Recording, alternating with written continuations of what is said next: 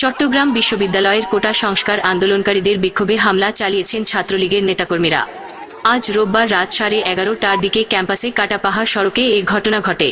এতে এক নারী শিক্ষার্থীসহ 2 জন আহত হয়েছেন। এর আগে আজ রাত 11:15টার দিকে ক্যাম্পাসে 0 পয়েন্ট বিক্ষোভ শুরু করেন কোটা সংস্কারের দাবিতে আন্দোলনকারী শিক্ষার্থীরা। এই বিক্ষোভে চেয়েছিলাম ন্যায়বিচার, হয়ে গেলাম রাজাকার সহ নানা স্লোগান দেন শিক্ষার্থীরা। প্রত্যক্ষদর্শীরা জানান, রাত 11:30টার দিকে ছাত্রলীগের 4-5 জন নেতাকর্মী সেখানে আসেন। এসে আন্দোলনরত শিক্ষার্থীদের মাঝেই কয়েকটি বাজি ফুটান। এরপরেই আন্দোলনরত শিক্ষার্থীরা পিছু হাঁটে। এক পর্যায়ে শিক্ষার্থীরা কাটা পাহাড় দিয়ে শহীদ মিনার মিছিল নিয়ে যাওয়ার পথে ছাত্রলীগের নেতাকর্মীরা তাদের ধাওয়া দেন। পরে আন্দোলনকারীরা ছত্রভঙ্গ হয়ে পড়েন। এ সময় অন্তত 4 থেকে 5 জনকে মারধর করেন ছাত্রলীগের এই নেতাকর্মীরা। পরে তারা আর এক জায়গায় জড়ো হতে পারেনি। আন্দোলনে থাকা শারমিন সুলতানা নামের এক শিক্ষার্থী বলেন, কোটা সংস্কারের আন্দোলনে হঠাৎ ছাত্রলীগের কয়েকজন নেতাকর্মী লাঠি নিয়ে হামলা করেন। আন্দোলনরত কয়েকজনকে চড়থাপ্পড় দেন। নারী শিক্ষার্থীদের গালাগাল করেন।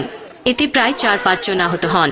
প্রত্যক্ষদর্শীরা জানান, এরপর একে একে ছাত্রলীগের সব উপপক্ষের নেতাকর্মীরা 0 পয়েন্টে আসেন। সেখানে এসে শেখ হাসিনা সংসদে, আমরা আছি রাজপথে, শেখ হাসিনার ভয় নাই, রাজপথ ছাড়ি নাই ইত্যাদি স্লোগান দেন। রাত 1টায় এ প্রতিবেদন তৈরির সময় পর্যন্ত ছাত্রলীগের একাংশের নেতাকর্মীরা 0 পয়েন্টে অবস্থান নিয়ে আছে। ছাত্রলীগের যেসব নেতাকর্মী এ হামলা করেন তার মধ্যে 2 জনের পরিচয় ঘটনাস্থলেই নিশ্চিত হওয়া গেছে। এর মধ্যে একজন আবরার শাহরিয়ার। তিনি বিশ্ববিদ্যালয় শাখা ছাত্রলীগের সাবেক সহসভাপতি ও কনকর্ড উপপক্ষের নেতা। ক্যাম্পাসে তিনি নিজেকে সাবেক সিটি মেয়র আজম নাসির উদ্দিনের অনুসারী হিসেবে পরিচয় দেন। জানতে চাইলে তিনি ঘটনাস্থলেই বলেন, রাজাকার নামে কোনো স্লোগান হবে না, হলেই আমরা এটি প্রতিহত করব।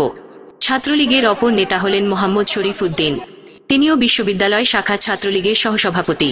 বর্তমানে তিনি বিশ্ববিদ্যালয়ে কর্মরত আছেন। ক্যাম্পাসে তিনি নিজেকে শিক্ষামন্ত্রীর মহিবুল হাসান চৌধুরী অনুসারী হিসেবে পরিচয় দেন। হামলার বিষয়ে জানতে চাইলে শরীফ উদ্দিন বলেন, তিনি মুক্তিযোদ্ধার সন্তান। রাজাকার নিয়ে স্লোগান হয়েছে তাই তিনি প্রতিরোধ করেছেন।